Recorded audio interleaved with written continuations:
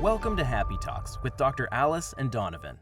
Dr. Alice Fong is a holistic naturopathic doctor and founder of Amor de Soi Wellness, and Donovan Jensen is a software engineer and founder of HowToHappy.com. Together, they're out to cause more happiness in the world. Hi, everyone. Welcome to Happy Talks. I'm super excited to introduce our guests today. We have Laura Lavigne, who is the founder of the Happiness Sprinkling Project, as well as the director for the Center for Happiness, two organizations that share the common mission of providing joy, growth, connection, and kindness to the world community.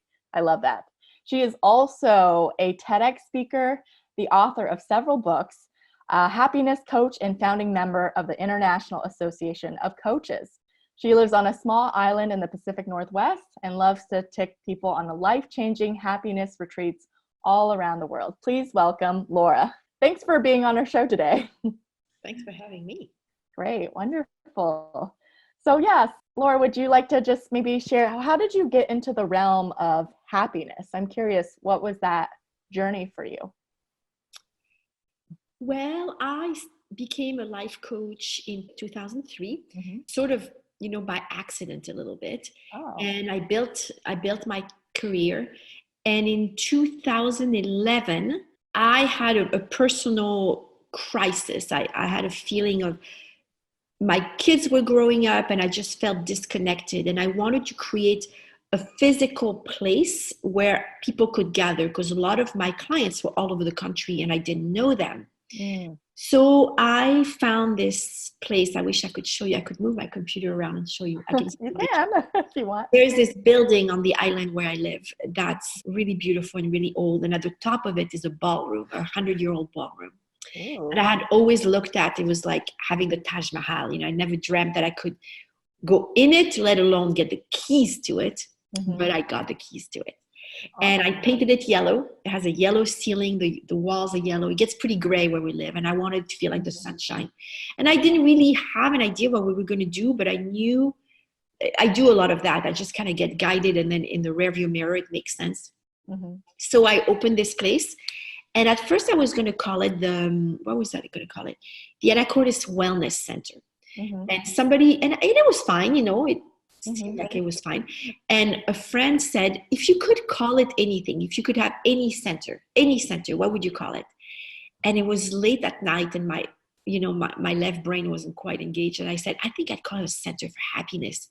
And he said, that's what you're opening. Open the Center for Happiness. I thought, well, that's silly. Nobody has a Center for Happiness. He said, I think you do. So I opened the Center for Happiness. And it's been a place of connection, a place of joy, a place of meetings, a place of grieving also, a place of, it's been just amazing. And a year later, I created the Happiness Sprinkling Project, which now has been all over the world. So there's been a lot of things that have stemmed. This place is like an incubator. It's really magic. I mean, I wish you were here with me. It's really, really special. And from here, we create, and I've created several global movements. I'm working on a new one right now. And this is where I write and see clients when they're locals. And also people come and we have meditation and women's groups and disco dances and movie nights and potlucks, whatever. So it changed I changed my work from being a life coach to being a happiness coach. And it just kind of happened organically. Wow, what an incredible story, and how it evolved into just a happiness center. That's incredible. Great. Can you tell me a little about the Happiness Sprinkling Project? What is that? The Happiness Sprinkling Project started 2012. So that's 8 years ago. The center, 9 years, Happiness Sprinkling Project, 8 years. It was an election year. And a friend sent me on Facebook pictures of people wearing orange jumpsuits. They kind of looked like up-purposed prison jumpsuits maybe. And they had signs that say, it's going to be awesome, just all these happy signs. And she said, I think we should do that. And I thought, yeah, that sounds good. On the island where we live, there is a corner that's very heated politically. You have two different parties on each side holding signs, and it's a little island, but it's just kind of it has a lot of energy. And I said, yeah, let's do that, and let's stand on that corner. And so on Facebook, I asked people, if you could hold a sign that said anything at all, what would you like it to say? And people started to write. And I thought, okay, we're going to do this. So I copied and pasted all these answers, sent them to a friend of mine who's a printer, and asked him if he would print the signs for us. That he would. And then I wanted to unite us so we would look somewhat, I'm an artist, I paint, so I have a kind of always thinking about visual eyes. And I thought, okay, we're all going to wear yellow just to unite us. And I said, all right, May 23rd, let's meet on the corner. I'll have the signs printed. You guys can pick your signs. We'll stand at the street corner and hold the signs. So everybody showed up wearing yellow, grabbed the signs, and we stood on the street corner and held the signs. And they said, it's going to be all right, misspelled. You're wonderful. Just these wonderful signs. And we did it for an hour, and it was just such a high. People were honking. It was just really fun. And then we packed up the signs, and everybody left, and I put the signs in my garage, and they stayed there the whole summer. I can still see them sitting there.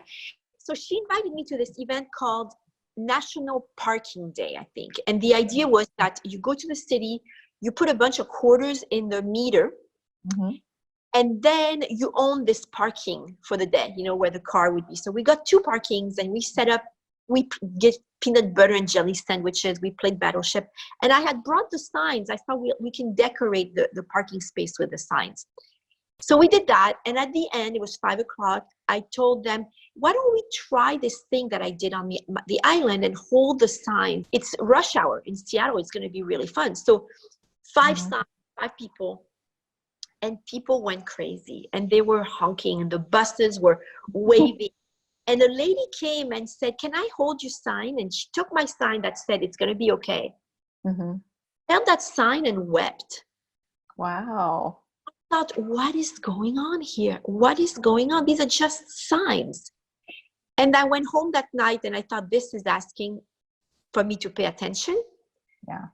And that next day, I set up a website, I set up a system. And so the way it's been working ever since is we have happiness ambassadors. So for instance, you want to be a happiness ambassador and you say, you contact us, you fill out the form. A set of signs shows up sent by another ambassadors to you, 23 signs. Your team, everybody wears yellow. There's no advertising, nothing. And everybody stands on the street corner holding signs for 1 hour. You pack the signs and you send them to the next ambassador. And then along, people come and they say, what are you doing? Are you with a church? Are you selling something? And so we give them little cards. We have little miniature cards made of the signs. Back there's our URL. And that's what keeps the project going. Wow, that is so inspiring and incredible.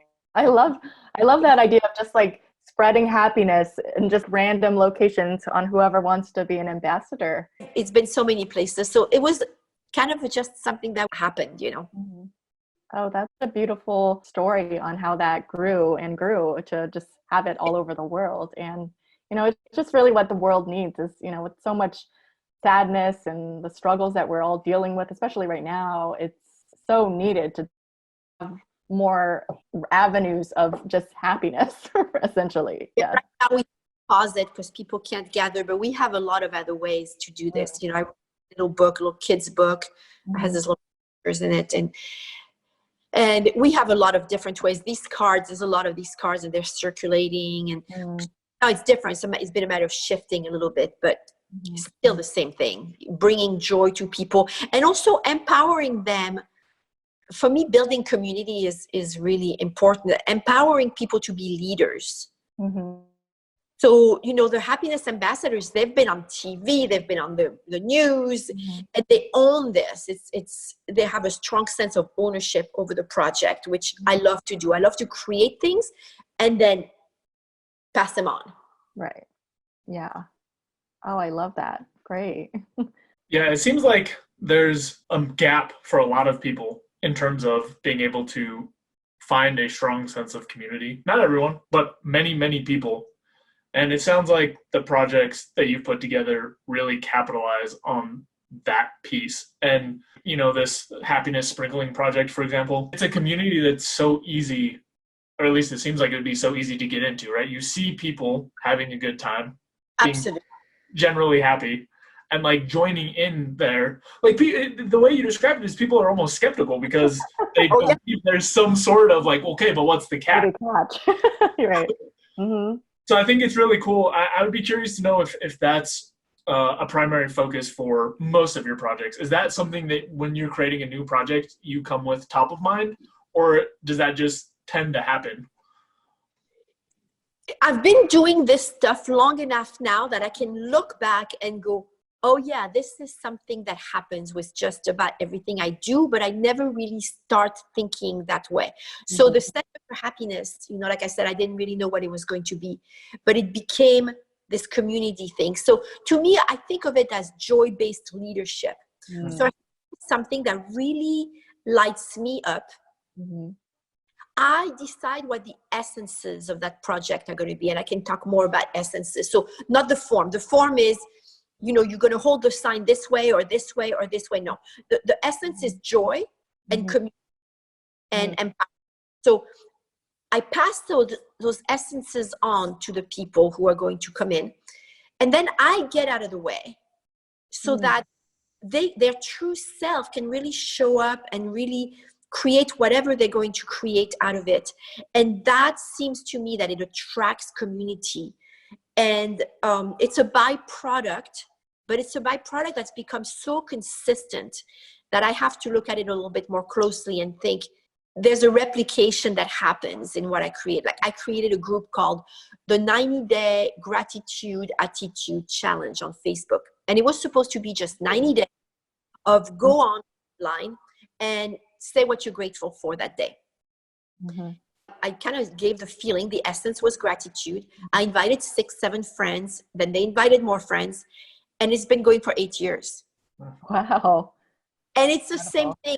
People are meeting each other offline, and there's all this stuff. So I think there's a formula, but I'm discovering the formula by looking back and seeing, how did that happen?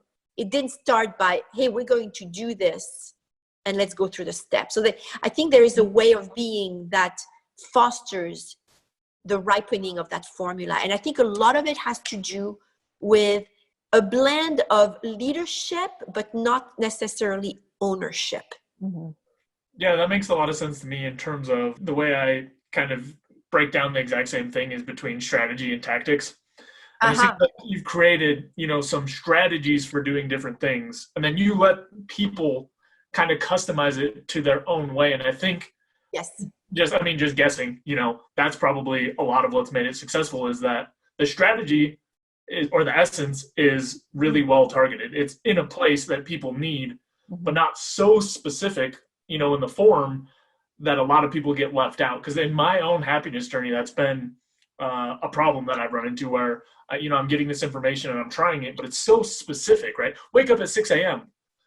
No, that's not the piece that I need. But a structured daily routine, for example, the strategy, the higher level piece makes sense. So I think, again, just kind of guessing, I would guess that's kind of what you tapped into. Yes, you totally got it. And that's why I'm so fascinated with the work of essence versus form, because we get them confused. Wake up at 6 a.m. is a form. What is the essence of that? Is it vitality? Is it pleasure?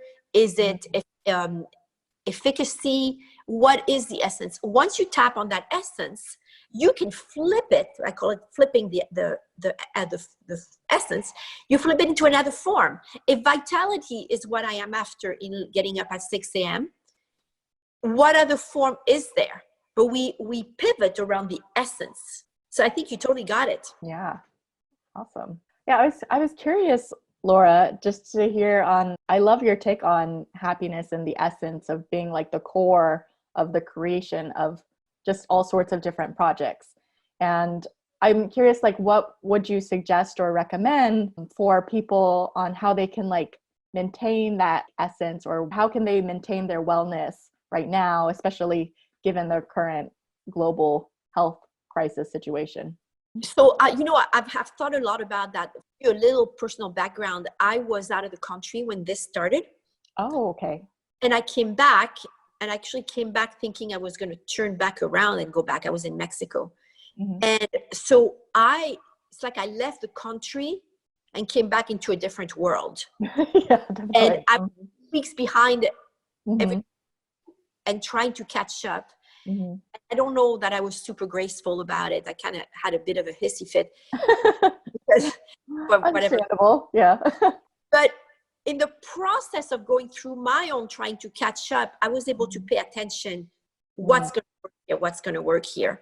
And I actually created a little PDF course called 5 Ways to Stay Sane During This Crisis. So if I just started a new Facebook group called Happy You, and free community where I put a lot of my tools, and it's just brand new. So anybody watching is welcome to join in. It's called Happy You on Facebook, and the tool will be in there. So I've really had to think about that.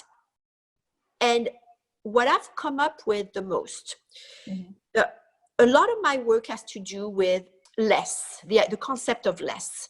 So sometimes clients will come to me and they say, I want more money, I want a bigger house, or I want a new relationship, or I want to travel more. There's a lot of more. Right. The idea that putting more is going to add. And I will always start with the idea of what can we have less of? I have an online school called Happiness School, and we think of it as a garden. And the garden, we start with weeding. You can't dump a bunch of seeds in something that's already overgrown. So the idea of weeding makes some darn room so we can see what we're going to plant next. So the concept of what's happening right now, what made really strong sense to me from the get-go is let's be super discerning about what we let in. I arrived and I had so much information coming my way. It was just maddening. There was the news, many different news sources. There was people, everybody wanted to tell me what their opinion was about what was happening. There was my own voices and my own filters. And after the third, fourth day that I was home, I crashed. I came to the ballroom and I laid on the floor and sobbed. And I realized what's happening is I have too much data, too many opinions, just too much. Yeah. So the first step to me is, let's talk about just the news, just real quick. Sure. I would suggest 3 things. And again, there's that report that I made, but 3 things for the news. First, decide which news you're going to watch. So there's some news that are very intelligently targeted to up our cortisol. They have red banners. Everything is red because everything is urgent. Right. So before we even read anything, we're amped up. And a rise in cortisol is not good for our immune system. And right now we're talking immune system. So first thing, decides which news you're going to watch. And everybody can decide what works for them. For me, I know that something that has a lot of flashing and a lot of red is not going to be my source of information because it's manipulating me into already being excited from the get-go. Right. And I not have that. Yeah. The second thing is, how often do you want to get data? I'm all for data. We need data to know what's up. But how much data do we need? In the early days or first couple of weeks, we knew that we had to wash our hands, not touch our face, which for me is really hard. So wash your hands, don't touch your face, social distance, and then you wear a mask. Okay, so we've got these 4 pieces, and then stay home. Okay, let's call it 5 things. Yeah. Once you have these 5 things, it's your marching orders. That's what you need to do. You do that, and you incorporate it into your real life. What new call to action are you going to get from knowing more numbers? From the balance. So decide which news you want to watch. What is going to give you information without manipulating your cortisol level? Decide how often do you want to watch it. Do you want to get on the news at night and in the morning? Twice? Do you want to get on the news once a day, every 2 days, 10 times a day, make a conscious decision. What's going to work for you? I'm not saying don't watch the news. I'm saying decide with intentionality what you're going to watch and how often you're going to watch it. And then the third piece of that one point, there was 5 points, but I'm just going to focus on this one. The third piece was, what are you letting in and what are you putting out? What percentage of what we talk about is centered around this topic? Let's say you and I go and have a cup of tea and we're together for an hour. How much of that hour do we want to talk about the topic? Of course, it's important and it's a point of commonality and we're going to want to talk about it. But are we going to want to talk about it for 60 minutes or 12 minutes? I hope not 60. But a lot. And so what to watch, how much to ingest, and how much put out, to me was a really good, it really worked for me. And I shared it with my clients and it really worked for them. And again, if you go to Happy You, there's a whole report there with 5 points. And, you know, like Donovan was saying, tools. I think tools, there is a genetic to happiness. We've all read that and we know that. Right. But just one part of it. Tools are so good. And so one of the tools is have less. So that's one of the things that worked for me in this time, is just to be very intentional about what I let in. Because first of all, I need my immune system to stay strong. Absolutely. And because in the long run, you know, this is no sprint. This is a marathon. We can't exhaust ourselves in the first 10 minutes or 10 days or even 10 weeks. So there's a lot of intentionality that's being asked of us. Yeah, no, I completely agree. This virus is not going to go away anytime soon. So do we really want to be stressed on high alert for, 3 months, 6 months, a year?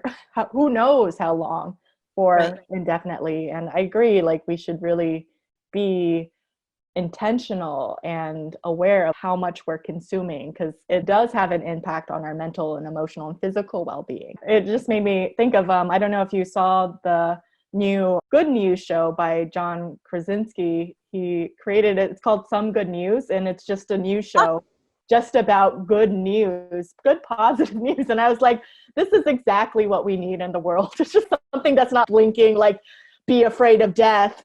Yes, everyone's going to die kind of a thing, but just some positive news of how people are being there for each other during this hard time. Yeah. And there are good news. There are beautiful good news. Oh, so much. Yes.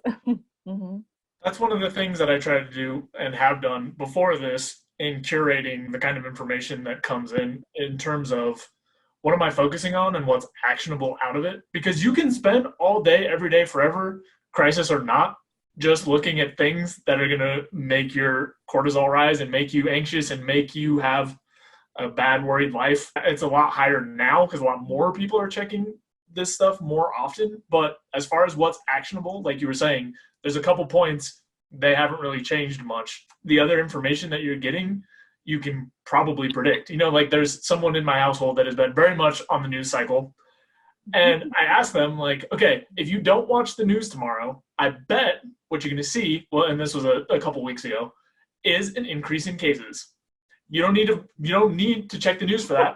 That's going to happen. That's what you're going to see. I don't know the exact number, but that's what it's going to be. So I think what you touched on and being intentional is really important, because just the defaults, when we just run with our defaults, it's really easy to get caught up in these kind of behaviors that end up using time and attention in a way that just leaves us feeling drained. And then, Donovan, there's also the piece where we want to have compassion also for ourselves and others, because one thing that's happening is we have this idea that knowledge is control. And right now there's a global sense of being out of control. And that is, I think, falsely mitigated by a sense of control. If I know what's up, if I have knowledge, I'm ahead of the game. I can't be really surprised. I can't be really caught if I know what's up, which is not true, but it's human to think that. So to find we're also tender and sensitive right now. You know, you don't want to go and say, you fool, don't be watching the news, because it's not compatible. So for me, it always starts with us. What works for me and what makes me be as well as I can be, so that I may do my work, which my work is to kind of help others be the best they can be. So it's a dance, you know. But if I were in a household where the news were on, oh boy, that would be really hard for me. Yeah. Yeah, and to me, it's more, it's kind of like what you're saying. It's more about just asking other people, you know, like, is this the way that you want to spend your time, right? Because I was seeing it was causing distress. Right. So it was more, it wasn't like, hey, this is a waste of time, this is dumb, why are you doing this? But you have a choice. Is this the way you want to use your time? And I'm a little bit less soft when I'm talking about it as like another event, but face to face, it softens a lot more. It's a lot more gentle. Yeah, it's hard. We're getting to see how we all show up in tough times. We're very exposed as to how we show up when we're vulnerable. Yeah. What do you suggest for people who are struggling right now? They're stuck in the fear or in that high stress mode. Well, the first 3 points that address the news. Have some news boundaries. Boundaries. You know, news boundaries. Another thing that works for me a lot is something that Julia Cameron, who wrote The Artist's Way, started many, many years ago. And it's writing morning pages. So, and when I first got back from Mexico, I was doing morning pages, mid-morning pages, lunch pages, afternoon pages, night pages. I was just like walking around with my notebook. So when we have, because what hurts is the thoughts. Right. You know, and the thoughts that hurt are usually in the past or in the future. They're fear thoughts about a story that hasn't yet happened. But we're jumping there. We're losing the moments. So there's all these thoughts, and these thoughts are coming at us fast and furious. Well, there's this thing that happens that's very interesting. If I take a pen and a paper and I write down my thoughts more than on the computer. I mean, I write a lot on the computer, but the way Julia Cameron has it set up, she suggests strongly that she suggests we write 3 pages every morning. Handwriting. Okay. And they are what she calls a brain dump. So you see them, you don't even have to reread them. They don't have to make sense. They can be your grocery list. They can be, oh, I can't believe I have to write 3 pages. I don't want to write 3 pages, you know, whatever. But what happens is that it's like putting a phone call to ourselves early in the morning. We dump our thoughts on the paper. And once thoughts are on the paper, they stop making baby thoughts. They stop multiplying. Expanding. They stop expanding. They're like, here's the thought. I am so afraid that I'm going to die. So you wrote that, and somehow it's not so much that you've let go of it. It's more that it's let go of you. Little by little, it's like it opens its jaws and it's free. It's not instantaneous, but it's definitely a process. It happens. So what I would suggest, if someone is so full of these thoughts of fear, which is so understandable, get a notebook that you love, get a pen that feels really good in your hand, and put it down, give it to the paper, Because now you've made space. Again, the idea of less as opposed to more. So you've given the paper, let the paper hold it. It will hold it for you. Yeah. No, I love that idea of journaling and just getting it out, kind of like clearing your mind. Absolutely. Yeah. And the other thing I wanted to ask you about is, so you've held like a ton of different happiness retreats. And I think that's pretty impressive. And I know like right now you have to put those on hold with the current situation, but tell me a little about how those have gone and what the goal or mission of those retreats are. Oh, they're wonderful. So the core of the retreat is that I teach people my essential happiness program. So that's the core of it. And I also teach people how to lead joy-based retreats. Oh. So if you want to do that, I have. Hey, let's collaborate in the future. Joy-based Oh. leadership. Mm-hmm. So it's a combination. I love taking people somewhere beautiful. Mm-hmm. And I nurture the heck out of them. So we have people cooking for us, usually local people. Mm-hmm. We get a home, a beautiful home, and it becomes our home. So it's a community. For a week or 10 days, people become this family. Mm-hmm. Every other day we have a class. The Mm-hmm. days in between, we explore or we rest or we create. But really what we're doing is we're digesting the work of the day before. So we have all day of class, and then we have a day where it seems that we're just playing, but that's really when the work gets assimilated, and you've got this group of people who are learning the same thing. Mm-hmm. So it's a very lovely blend of challenging work. I talk about stretching, not tearing. So I will stretch people, but I won't let them tear. Very supported. Mm-hmm. Accommodations. Usually I love having a water view if we can. Delicious food, a lot of joy. And it's a mix between an adventure and a class, because the course itself is very intense, very dense. Mm-hmm. And community, and it's just lovely.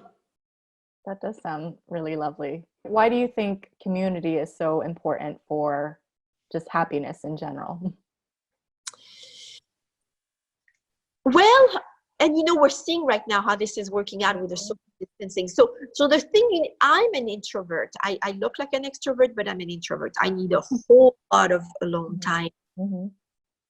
And also I need community. Yeah. So it's a funny mix. Why I think community is important is because, first of all, from a practical standpoint, I have things to offer that you may not have, and you have things to offer that I may not have. So for instance, I created a page called Anacortes Happy Hour. It's all. And the idea is that we can give each other an hour of our time. So if you take enough people, there will be someone who can bake, someone who can repair computers, somebody who's great in the garden, somebody who loves to stay up at night, somebody who loves to be up in the morning. You're going to have access to so much wonderful skills and abilities, and you don't have to push that hard because there's somebody else doing this with you. So from a practical standpoint, it's very efficient to be a community. And then from an emotional standpoint, there's something about knowing that you can pick up the phone at 2 a.m. and call someone. It changes the way we live when we know that that's possible. Right. So there's the emotional standpoint, and then there is the practical way of being. And plus, it's fun. Yeah, that's true. All of that. Online community or an in-person community, it's just lovely to be together, even if it's together with your own private space. Absolutely. Yeah. All right. So we're nearing the end of our show. Was there anything else that you had a question about, Donovan, or any comments? Not really. The only thing that I want to make sure that we do this time is anything that you have that you would like to share out to the world, anything that you want to plug. Now would be a good time to do it. Yes. I would say join my brand new, Happy You Facebook group community. This is a place where I'm going to be putting a lot of free stuff. I'm going to be on there a lot. So it's a great way to connect. I have Happiness School, which is a paid community, but I am creating right now Happy You, which is a free Facebook online community. So go on there, and then you can pick up that report about living sanely right now. Is that happy with a U, like the letter U, or YOU? Yeah. Letter U? Okay. Just checking. Happy You. Okay, got it. And then the other thing I would say is pay attention to how you're living right now and what's working. Because I know that we're living a little differently now than we do when everything is bustling. And whatever is working in our lives right now, that might be what we want to reintroduce later. If you're baking bread right now, consider that there's something, whatever the essence of that is for you, that's something you might want to take back with you into the normal world. This is the time for us to get reacquainted with our essences. Yeah, definitely. And they are, the closer we live to essence, the more we are likely to contribute to the world in a way that's really powerful. Doing our life's work. And I think this time that's more quieter is pointing us towards who we really are. I love it. Yeah. Great.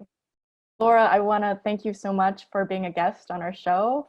And we will have to stay in touch. And I'm looking forward to seeing all the things that you're creating in the world of happiness. And it sounds very magical in a lot of ways.